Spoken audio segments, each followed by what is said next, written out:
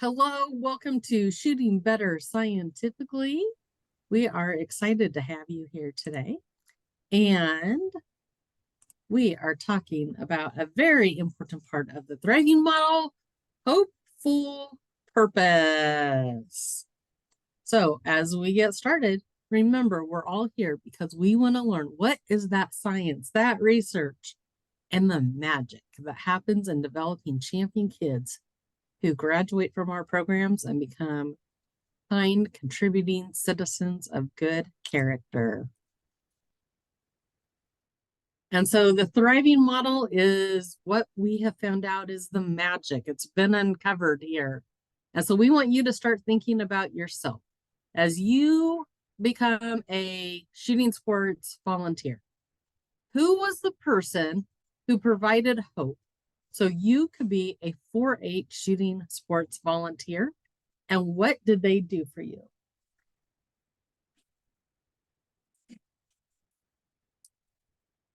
Turns out I need to share differently. Let me do that again. So either in the chat or feel free to unmute. Who was the person who provided you hope you could be a 4-H shooting sports volunteer? And what did they do for you or with you? I'll start. Mine was Steve. Many of you probably know him as the National 4-H Shooting Sports Coordinator. However, I know Mr. Pritchard because he is our state coordinator. And he encouraged me to go get certified as coordinator and then eventually to become one of our state trainers.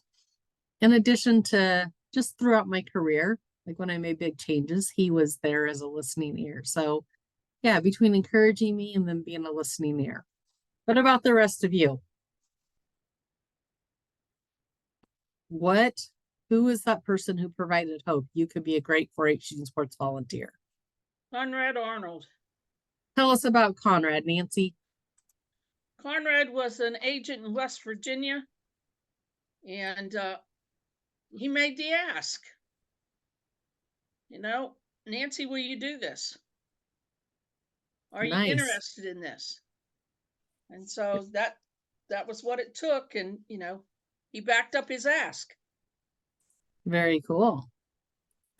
And Barb from Iowa says her daughter, she started to work a work-study job at the state 4-H office during college. Anybody else? Scott, will you share with us yours, please?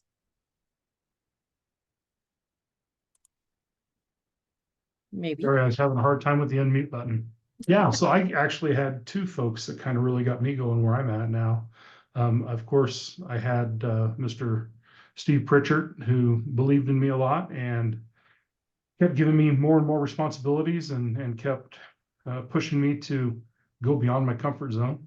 And then I also had Conrad Arnold. Conrad's the one that was a close mentor of mine that helped me to get on national committee, and he made the ask. He actually contacted me, hardly knew him, but he had asked me if I would be interested in serving on committee. So that helped me get to where I'm at now and enjoying those opportunities. It's big asks from people who are very respected. Cheryl was influenced by her son's participation. She said it made me want to contribute to the program for him and the other members. Very cool. So when we think about hopeful purpose, a lot of times it starts with us as caring adults, providing hope that we see this purpose in a young person's life. So think about what people have done for you and then what you can do for our young people, providing that hopeful purpose. I am one of your instructors today, Tammy Stewart. I'm a 30+ year 4-H volunteer. 20 some years of that is in 4-H shooting sports, and project I'm dearly passionate about, sometimes compassionate too. Chandler Play, hopefully will be joining us today. And our moderator today is, would you like to introduce yourself? Hi, my name is Scott Stewart. I am the program coordinator for the National 4-H Shooting Sports Committee. So nice. Glad you're all here joining us. So when we're talking about this hopeful purpose today, what are we talking about? It is about our youth. And our youth, when they think about their future, when they close their eyes, or maybe when they're standing in line ready to shoot, they see themselves as happy and successful in that future. So that is what we are building with today's lesson. And with that, we have incorporated 2 life skills, critical thinking and useful and marketable skills. And what you'll see is we are using the life skills model coming up here as part of one of our shooting targets. So you'll see where those useful and marketable skills really come into play in this lesson. The success markers. How do you know? Like, are you successful in teaching this? Are the youth successful when you leave practice at this night or your club meeting, wherever you're teaching it at? Number 1, they're going to be able to share at least one life skill that they've developed through 4-H shooting sports. Maybe it'll be communication. Maybe it'll be safety. Who knows? But we are excited that they should at least be able to do that. What we love to see or like to see them do is they're going to make a target that will have 8 different skills on it that they've developed themselves, and that they're able to make that and actually identify those 8 skills and then shoot at that target. Because we always want to have fun, right? The kids are here to shoot. So let's keep it going in that way. And then what we love to see is you'll see in the center of the target here soon that there's going to be 4 life skills they hope to develop or they hope to work on. Doesn't mean they don't already have them, not necessarily. You'll see that in mine. Sometimes I have the skill, sometimes I need to work on it. But either way, that's the hope that they're going to be able to develop those skills by being involved in 4-H shooting sports. And so what you are going to need is for this lesson is you'll need this copy of the 4-H targeting life skills model. And we have that for you. That'll be up on the web. This will be one of their targets. And then the other thing that you're going to need to make copy of is the personal power target. And I mentioned earlier the 8 rings on the outer, the 4 rings on the inner. Now you'll see how that comes to play as we do the lesson.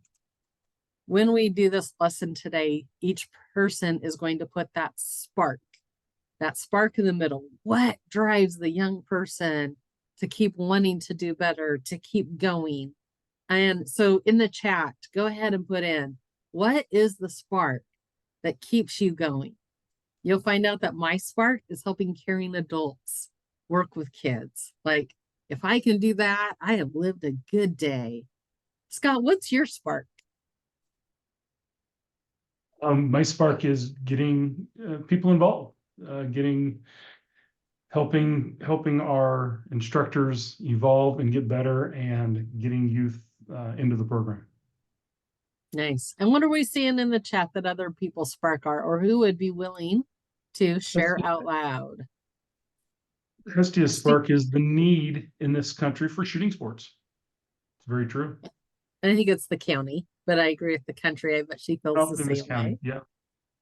Helping to get kids get their sparks, to see on the look on kids' faces when they succeed. Very cool. Very cool. So think about your spark. So when you are working with the youth today, what you'll notice is they will identify those 8 life skills. That's going to go in those outer rings. And in the inner rings is where new life skills that they hope to develop. At this time, I am going to switch it up a little bit, and we are going to actually go through the lesson plan now so you can see how this plays out. And Scott, if Chandra joins us, will you give me a heads up so then I know where to include her, please? I know they were having some major computer issues earlier, so hopefully the computer will kick in while we're here. So how do we conduct this lesson? Let me make this just a little bit bigger for you. Again, you're going to hand out those life skills, and anything that is in bold is the script part of this. So it would be, take a look at this paper. These are the skills 4-H teaches to help you grow. Circle a skill. 4-H has already helped you grow. And so when you think about that, what skill has 4-H already helped you grow? Scott, will you be my student today as I ask these questions? I can try. Now you'll know what it's like to be a kid. Like, I just saw. Would you like me to bring up the life skill wheel, or are you good just figuring that one out? No, just bear with me. I've got too many other things up with chats and stuff to see what's happening, so. All right, what do you got? So what is name one life skill that being a 4-H'er or 4-H volunteer shooting sports leader has helped you develop? Ooh, concern for others. Concern for others. Awesome. Thank you. And I had my screen move on me, so give me a half second to get back to the lesson, please. I'm sure you all can see it, correct? Yeah. Okay. I'm so sorry about this, you guys. Get to the right place.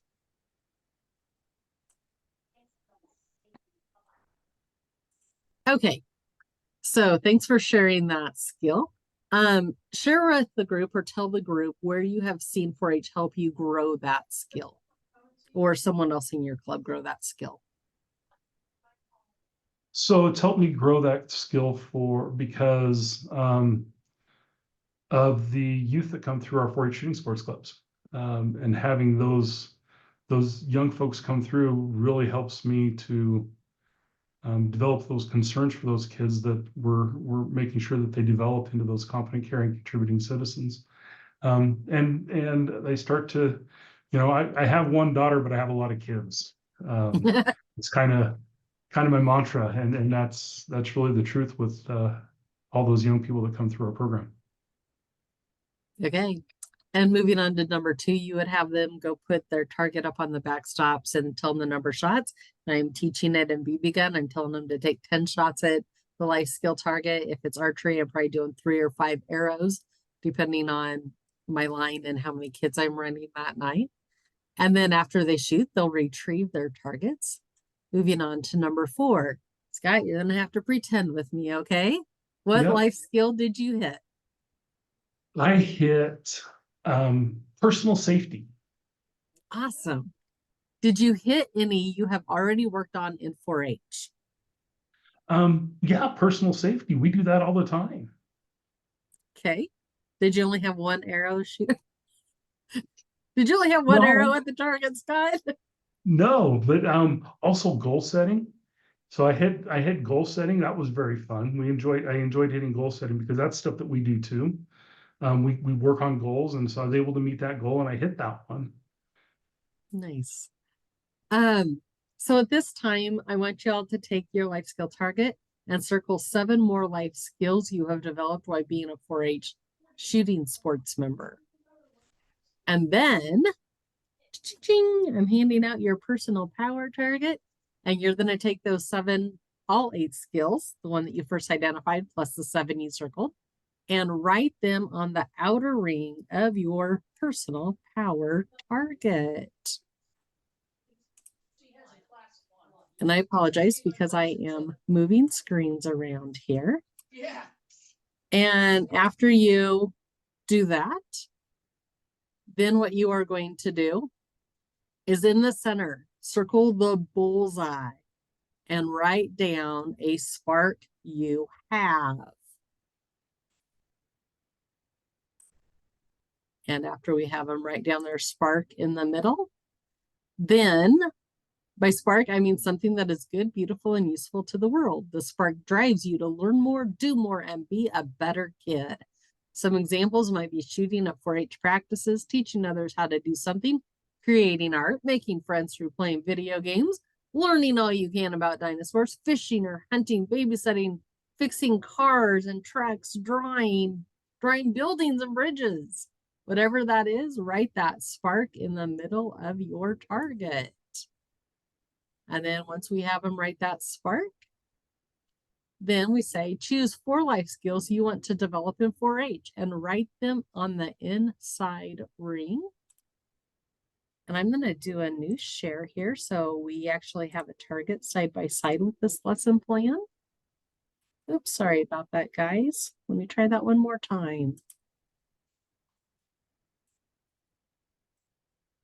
There we go.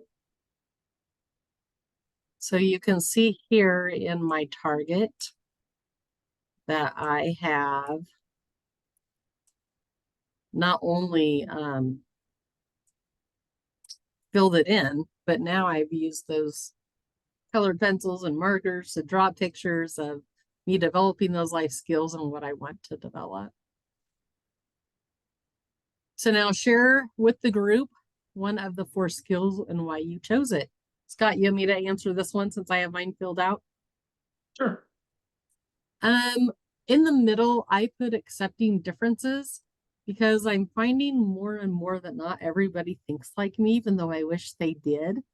And so accepting differences, people having different ideas that maybe I didn't know about or see before. So that's a life skill that I want to work on, especially towards my spark of helping caring adults be able to work with kids. So number 9, what will you continue to do to aim for one of the 4 skills in the center while at 4-H? I'm going to interview more people. So then I can figure out how to keep accepting those differences and find out what different people are doing and expand my ideas. And then the next one says, on your target, write a step you will take to work towards each of the 4 life skills. If you need help, ask your group for ideas or the 4-H leader. So this is where the critical thinking skill comes in, that you're going to want to give them time to do it this time. And then we're going to go to debrief. How do you feel going into this next week with a plan to aim for a life skill? Scott, I'll let you take that as the kid. So I feel a little nervous, but I feel comfortable that at least I've got some ideas of what to work on and how to help develop myself to become better. And where will you hang this personal power target at home to remind you and give you hope for the skills you are developing? I'm going to set it on the fridge because I go to the fridge every day. So I can look at it every day and see what I've got going on. All right. Then at this point, we would thank our young people for coming to practice tonight. Any announcements and lesson done. Now you might be wondering, okay, what about shotgun though, Tammy? Shotgun's a whole different beast here. So there's a couple ways you can do this, especially depending on the age. If you need to prep ahead of time, you might write the life skills from the life skill wheel on there and lay out the clay targets and have them go find them. Or you have them write the skills, like when they do their 8, when they do their 4, and then you use hand throwers once they choose that, and so they can do that. Or you can take them over and whoever's responsible for loading into the machine. But you would still want it to walk through that process. So maybe you do the 8 shots where they put all 8 of their skills on there, they get 8 shots. Or when they get to the 4 inner ones, you do those 4 clay targets and they shoot at those. You could also set them out stationary. They wouldn't have to be moving. So set up your range in a way that you could set them stationary and everything would be safe. That is the lesson for hopeful purpose. And let's go ahead. And Scott, what is your reaction on building hopeful purpose? My reaction is hopeful. I love the idea of a very simple. We can still work on a very simple purpose of working on our life skills and building those sparks in our young folks. Having them make their own targets and they still it brings novelty into the practice. So I think this is a great opportunity to bring novelty, plus teach the life skills and understanding in those sparks and continue to develop those into our young folks and honestly into our adult leaders too. Right. I was surprised making that target to get ready for this, how much it really made me think about where I'm at in my 4-H volunteer career and where I want to go. It was invigorating. And I'm like, yeah, that is where I want to do. And I do want to interview more people to get more ideas. So pretty neat. As we think about what is coming up and what has happened, last time we had the announcement about the cereal drive. So we'd just like to remind everybody that the cereal drive is going on through November. So if you have not done that with your club yet, please get that on your schedule. We would like to have a huge impact across the nation. And again, where you find all of these resources on the web for shooting better scientifically, you can find that lesson plan, the link where to report, and also the link for the cereal4all.org, where you can go beyond 4-H and report it nationwide to a bigger drive outside of 4-H in addition to 4-H. What we have coming up is on April 30th. Make sure you save that date. We talk about pro-social orientation. You guys, I am so excited about this one. We are making these balls that go poof. And it doesn't matter if you shoot them with a BB or an arrow or a pellet. Like, I'm so excited about this, and I might be really excited to go take pictures out at the shooting range and do it myself. But I'm making these this afternoon. So pro-social orientation, I'm really excited in April to do that one. And we have positive emotions coming up in May 14th. And then June 4th, we've set a time. This is new information. So June 4th, we really want to encourage the youth to come.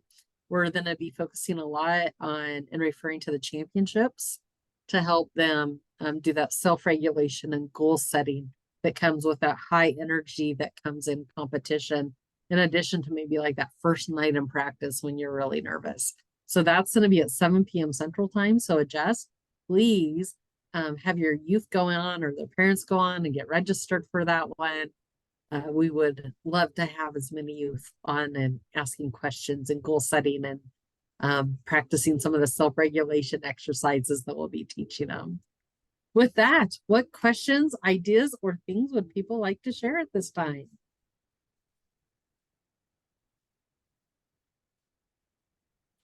Would you like me to stop the recording? Yes, please.